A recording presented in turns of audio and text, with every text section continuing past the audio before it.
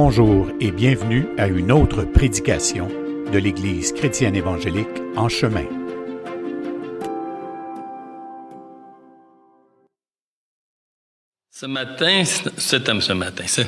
Aujourd'hui, c'est un privilège, encore une fois, de partager cette parole. Moi, je partage souvent le fruit d'une réflexion d'un mois, d'une semaine, et puis je réfléchis. C'est comme si une paparmane, tu sais, elle tourne dans la bouche, là. Puis là, à un moment donné, tu touches le cœur. Puis là, c'est là que ça devient intéressant. L'empreinte de Dieu, ou j'ai aussi donné un deuxième titre, « Pourquoi moi ?» On va lire tout de suite les textes dans 2 Corinthiens, chapitre 1, versets 3 à 7. « Que la grâce et la paix vous soient données de la part de Dieu notre Père et du Seigneur Jésus-Christ. Béni soit Dieu, le Père de notre Seigneur Jésus-Christ, le Père des miséricordes et le Dieu de toute consolation, qui nous console dans toutes nos afflictions, afin que, par la consolation dont nous sommes l'objet, de la part de Dieu, nous puissions consoler ceux qui se trouvent dans quelque affliction. Car de même que les souffrances de Christ abondent en nous, de même notre consolation abonde par Christ. Si nous sommes affligés, c'est pour votre consolation et votre salut. Si nous sommes consolés, c'est pour votre consolation, qui se réalise par la patience à supporter les mêmes souffrances que nous endurons. Et notre espérance à votre égard est ferme parce que nous savons que si vous avez peur aux souffrances, vous aurez aussi part à la consolation. Prions, si vous voulez bien. Alors, Seigneur, merci encore une fois de nous adresser une telle parole, Seigneur. Une telle parole qui nous pousse à nous approcher de toi pour aller chercher cette consolation qui vient directement de toi, Seigneur. Merci encore une fois.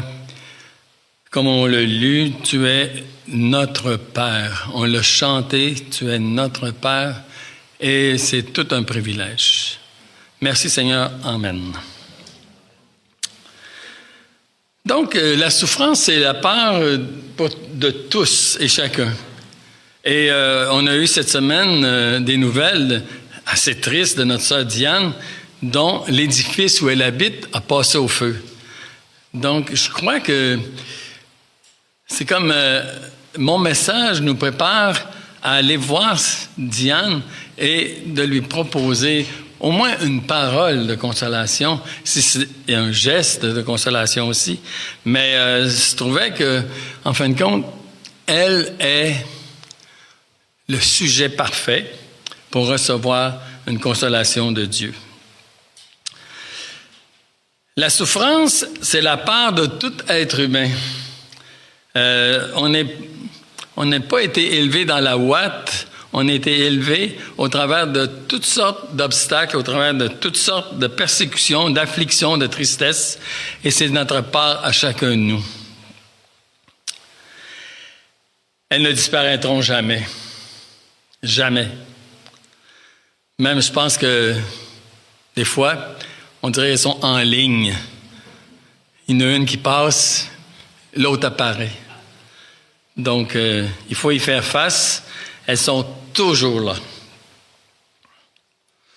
Paul déclare que les souffrances du temps présent ne sauraient être comparées à la gloire à venir qui sera révélée pour nous. Donc, encore une fois, il est en train de nous dire que la souffrance, elle est là, mais elle est seulement que pour un temps.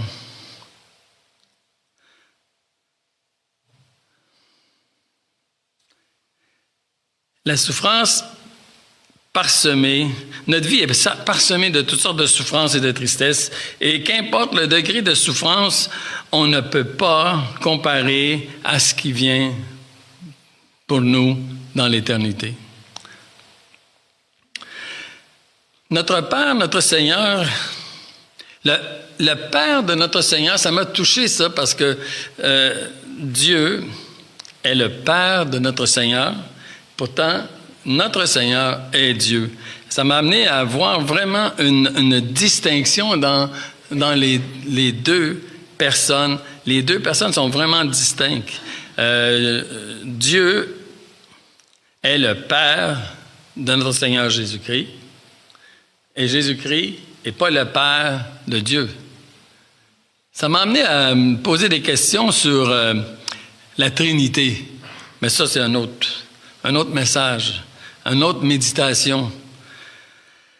Donc, il est dit que le Père de notre Seigneur Jésus-Christ, le Père des miséricordes, est le Dieu de toute consolation. Alors, je me suis posé la question, quelle est la différence entre Père et Dieu? Il y en a une et c'est très, très, très facile. La différence, elle est dans la relation avec le sujet. Celle d'un Dieu et celle d'un Père. Alors, il est dit ici que il est le Père des miséricordes et le Dieu de toute consolation. Le Père, on pourrait définir un peu, c'est celui qui marque le départ. Abraham était le père des croyants, circoncis et incirconcis. Il était le père dans ce qu'il était l'origine, en fin de compte, des croyants. Dans la Trinité, il y a une distinction tellement marquante. Ici, on a le Père comme une personne et Jésus-Christ comme une autre personne, et pourtant, il y a un seul Dieu.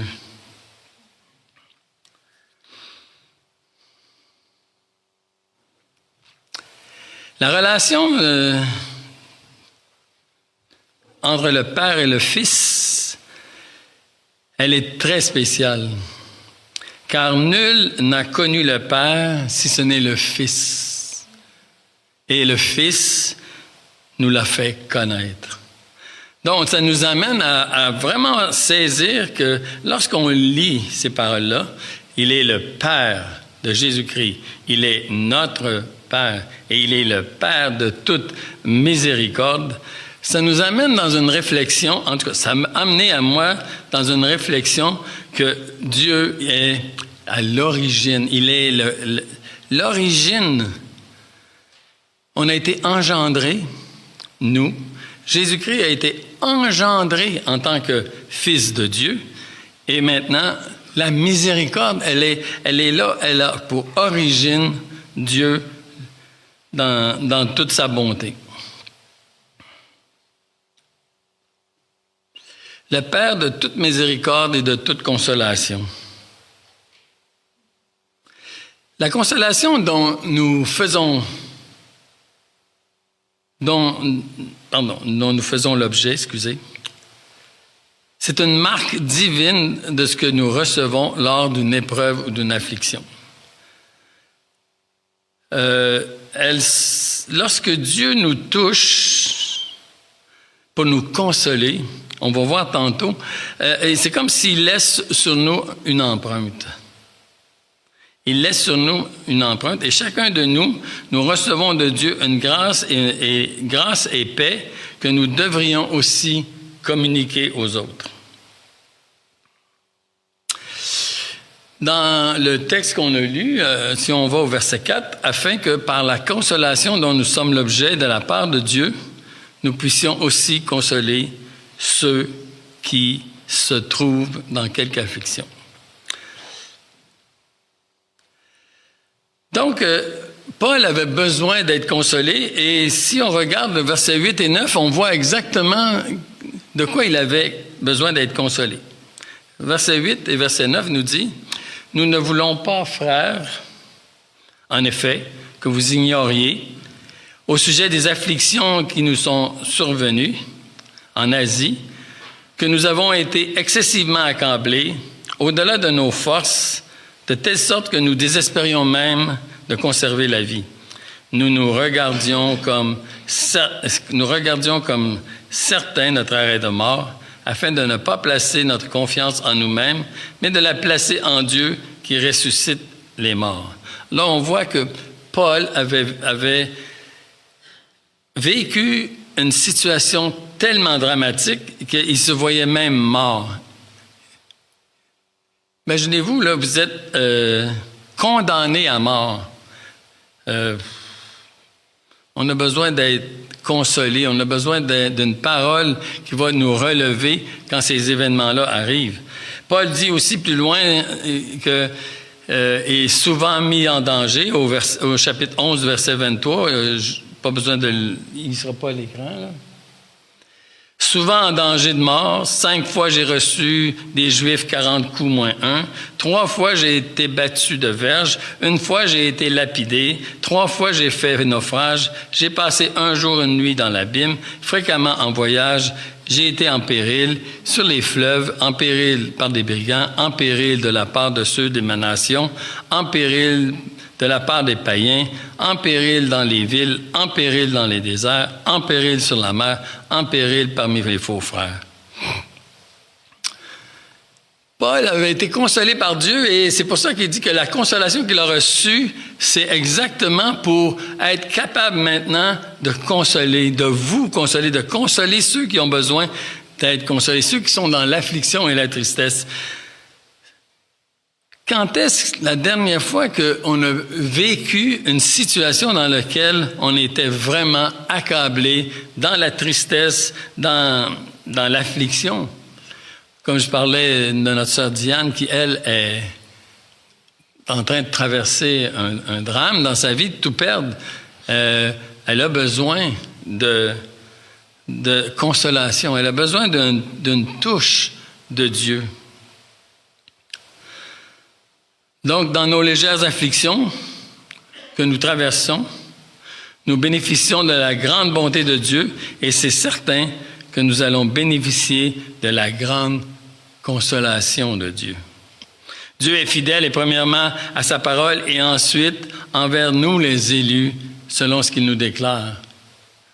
Car la gloire à venir, elle est promise à nous qui sommes dans cette situation-là. Donc, le Père, notre Père, se sert de nous pour manifester sa consolation. Notre Père se sert de Paul pour consoler les gens qui sont autour de lui et qui ont besoin d'être consolés. Et Paul devient un outil, un instrument dans les mains de Dieu, un instrument de consolation. C'est comme si, je disais dans mon titre, c'est comme si Dieu laisse son empreinte sur Paul afin que lui aussi puisse aller et laisser une empreinte de Dieu, une empreinte de Christ sur tous les gens autour de lui. En tout ça, c'est vraiment l'empreinte de Dieu que nous véhiculons. Si nous pouvions prélever l'empreinte sur les gens autour de nous, ça révélerait l'identité de celui qui est à l'origine de notre action. Si on pouvait prélever l'empreinte de la personne, sur la personne qui est devant moi, si on pouvait prélever l'empreinte, est-ce qu'on prélèverait mon empreinte ou on prélèverait l'empreinte de Dieu, la bonté de Dieu manifestée? Par nous, par exemple. L'empreinte de Dieu, c'est Christ en nous. Galates 2:20 nous dit « J'ai été crucifié avec Christ et si je vis, donc ma vie, ce n'est plus moi qui vis, c'est Christ qui vit en moi. C'est Christ qui agit en moi. Si je vis maintenant dans la chair, je vis dans la foi au Fils de Dieu qui m'a aimé et qui s'est livré lui-même pour moi. » Ce n'est plus moi qui vis, donc ce n'est pas mon empreinte que je laisse. C'est vraiment l'empreinte de Dieu. C'est Christ lui-même. L'empreinte de Jésus fait homme. Et je réfléchissais à ça parce que nous sommes tous ici des Jésus faits hommes. Nous sommes tous des Jésus qui marchons au milieu de cette génération perdue.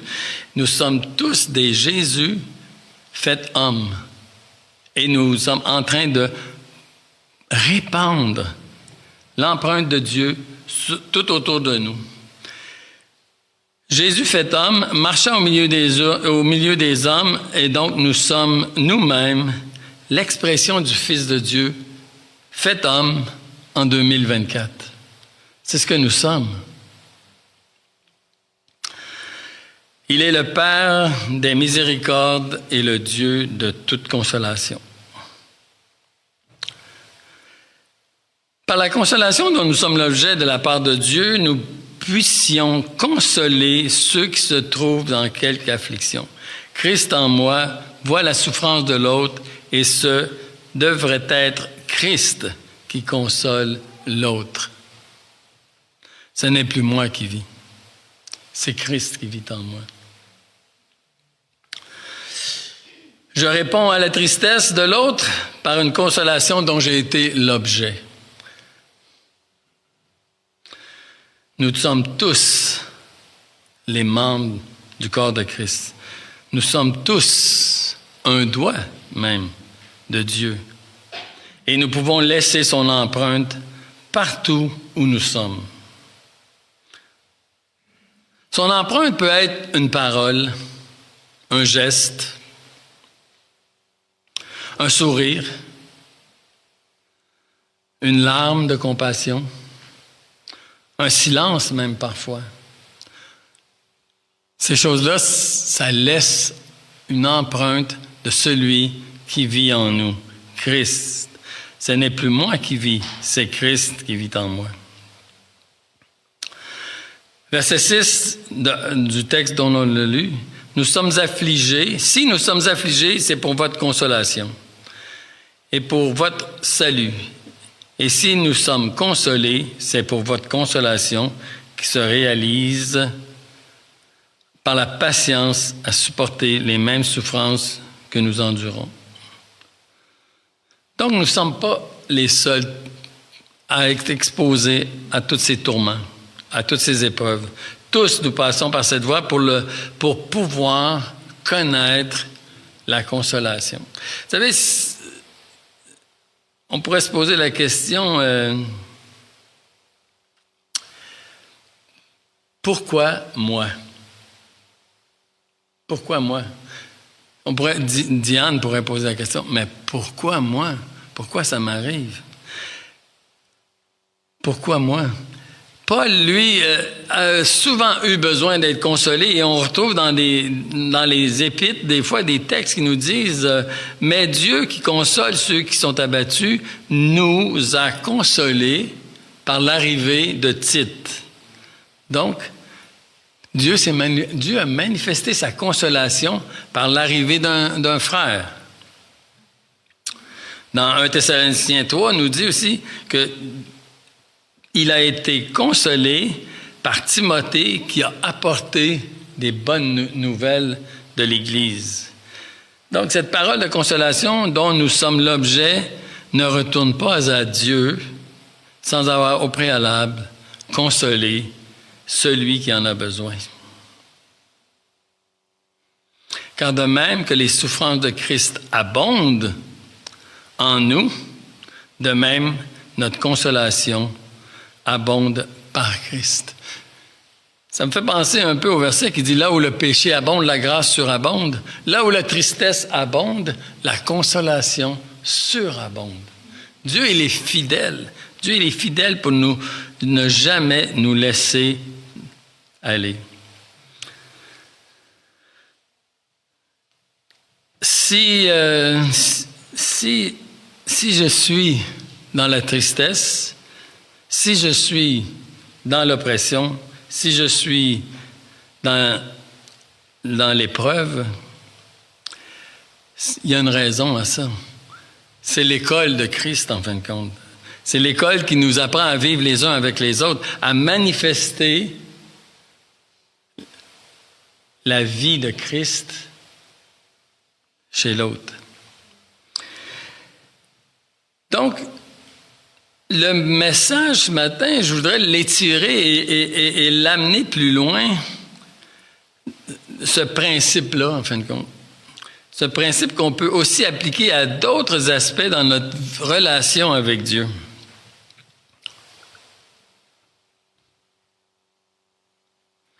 Son amour, sa joie, sa patience, son pardon, sa miséricorde, son soutien. Si j'ai été aimé, je peux aimer en retour. Sa joie, sa patience. Si je suis dans la tristesse, c'est pour connaître la joie. Si je manque de patience, c'est pour connaître sa patience, son pardon, sa miséricorde. Nous sommes comme, tous ensemble, les doigts qui communiquent une empreinte de Dieu. Pourquoi moi? Si je ne passe pas par l'affliction, par la tristesse ou par les épreuves, je n'aurai pas part à la consolation. Et si je n'ai pas part à la consolation, je ne peux pas être un sujet pour consoler l'autre. Donc, pourquoi moi? Pourquoi moi? On doit goûter cette consolation-là pour ensuite la transmettre. Maintenant, je vais étirer le principe un peu. Si je suis méprisé par les gens, c'est pour connaître son amour et le communiquer aux autres. Si je suis triste, c'est pour connaître sa joie, afin de communiquer sa joie aux autres. Si je suis bousculé, c'est pour connaître sa patience, afin de la communiquer aux autres. Si j'ai péché, c'est pour connaître son pardon, afin de le communiquer aux autres. Si j'ai mal agi, c'est pour connaître sa miséricorde, pour la communiquer aux autres. Et tout ça, c'est pour la consolation de tout le monde. Donc, c'est un principe, en fin de compte, qu'on peut appliquer dans tous les aspects de notre vie. Si je suis, moi je dirais, sans patience, mais c'est pour connaître la patience. Il y a une chanson qui dit, les chansons, moi je vis beaucoup dans les chansons, presque autant que Jean. Il y a une chanson qui dit « Donnez-moi le froid pour que je connaisse la chaleur. Donnez-moi la pluie pour que je connaisse le sec. » C'est la même chose pour nous. Si on veut connaître l'amour de Dieu, on doit absolument, premièrement, connaître le rejet des autres, afin que l'amour de Dieu soit manifesté pleinement en nous, afin qu'ensuite on puisse communiquer aux autres cet amour. L'espérance que Dieu crée en nous, c'est que nous sommes tous exposés à ce principe de vie. Ce que tu as reçu, c'est pour être partagé aux autres. Ce que nous le vivons pour nous, mais aussi nous le vivons pour les autres. La vie avec Dieu, c'est la vie de Dieu en nous. Il y a un principe que j'aime bien mettre de l'avant, c'est dans 1 Jean, je vais aller voir, là, 1 Jean 4.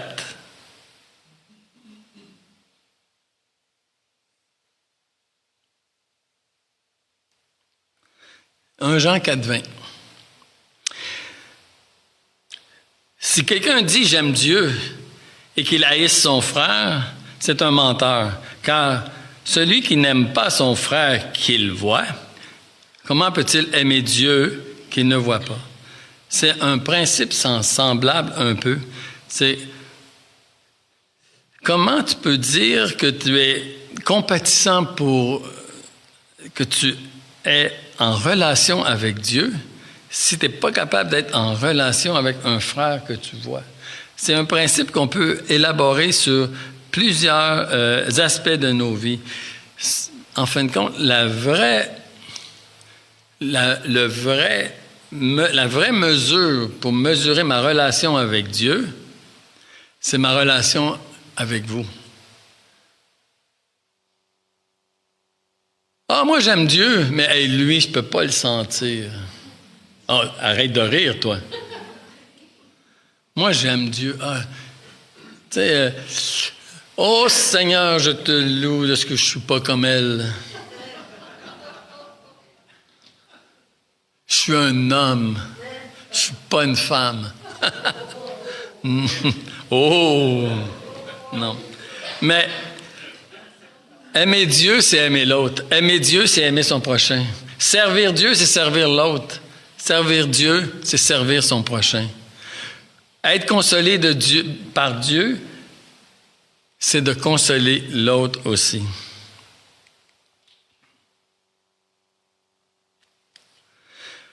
Donc, ce que tu as reçu de Dieu, en fin de compte, ce que Dieu a imprégné dans ta vie, tu dois absolument le partager aux autres. Tu dois absolument saisir que ce que nous recevons de Dieu, c'est pour l'autre. J'avais une image un peu... des fois, on voit ça, des mariages, tu sais, une pyramide de coupe. Puis là, on vide du vin mousseux, pas du champagne. Du vin mousseux dans la première, puis là, ça coule sur l'autre, ça coule sur l'autre, ça coule sur l'autre. C'est ça que nous sommes, en fin de compte. Nous sommes des coupes que Dieu est en train de remplir, mais pas pour nous-mêmes. Ça doit absolument se déverser dans l'autre. Absolument. Et sur YouTube, il nous montre toujours la pyramide qui déboule, là. Mais Dieu, lui, est fidèle pour ne pas faire débouler la pyramide. La pyramide de coupe, elle va être se transmettre les uns aux autres. Donc, nous manifestons le caractère de Dieu autour de nous. Parce qu'il s'est fait connaître à nous, premièrement, nous pouvons maintenant le faire connaître aux autres. Notre espérance à votre égard est ferme parce que nous savons que si vous avez part aux souffrances, vous aurez aussi part à la consolation. Et si nous avons part à la consolation, nous aurons aussi part à la gloire à venir. Donc, comme Paul lui-même, souffrance amène l'expérience de la consolation et cette expérience d'être consolé amène une manifestation pour consoler l'autre. Il y a un verset qui me tient, on pourrait dire, ce verset-là, c'est ma colonne vertébrale spirituelle, le prochain verset, c'est dans Éphésiens 2:10. Pour moi, c'est ma colonne vertébrale. C'est ce qui me tient debout, c'est ce qui me tient droit.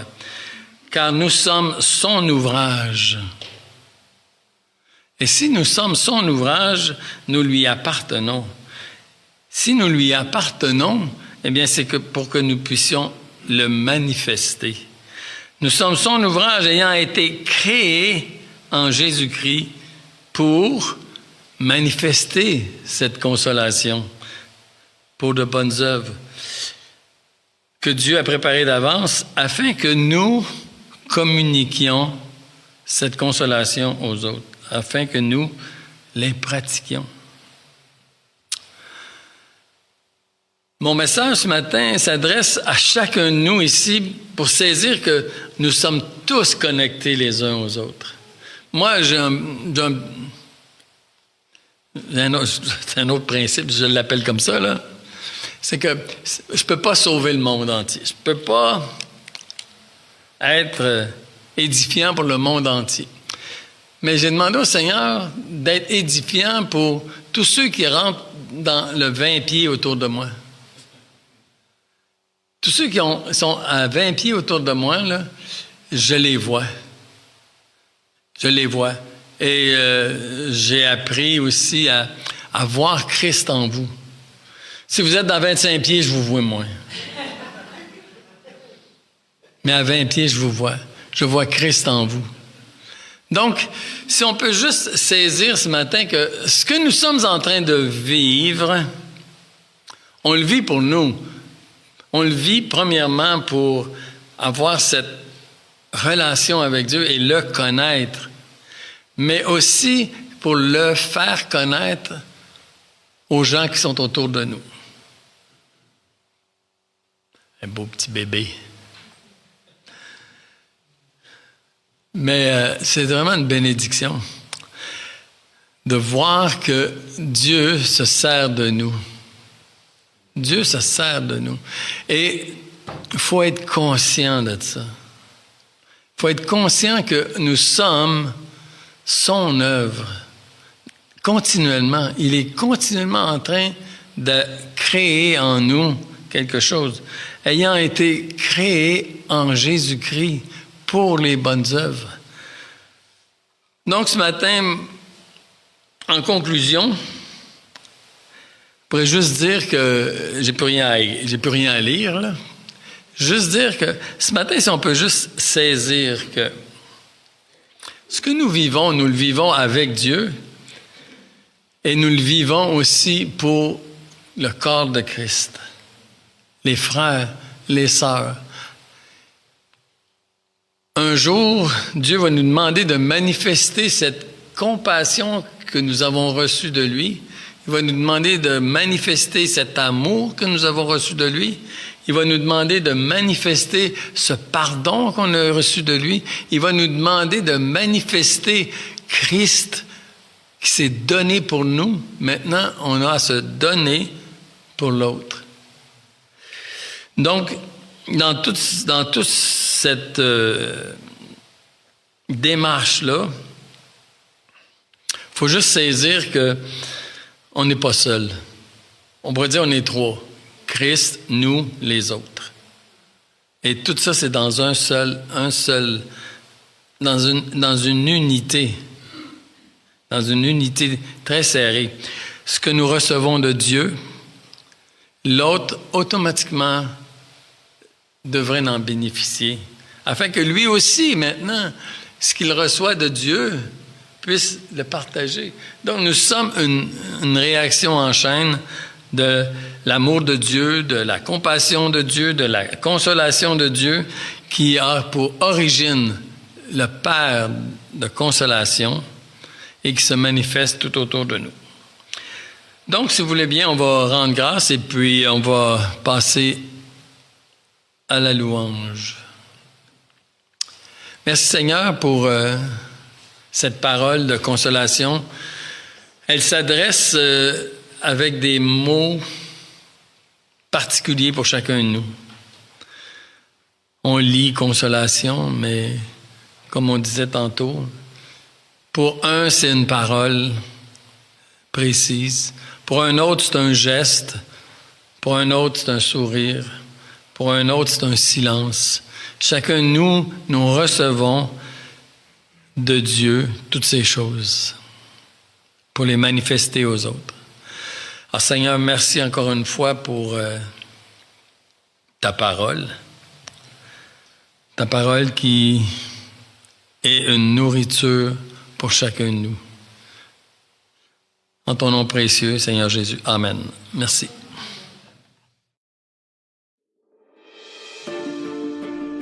Pour toute information, n'hésitez pas à communiquer avec nous à info@église-en-chemin.com.